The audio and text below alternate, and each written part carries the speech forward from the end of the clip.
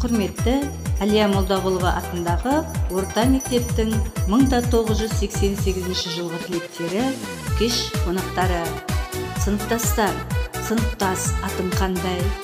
Күндеріміз қайда қалды? Шекер, балдай. Жас түлек боп қанат қағып ұшқан едік, ақ түлекті шетінен біздер жалғай. Бүгін міне 35 жылдық есік ашып, сағынысып отырмыз құшақ жая.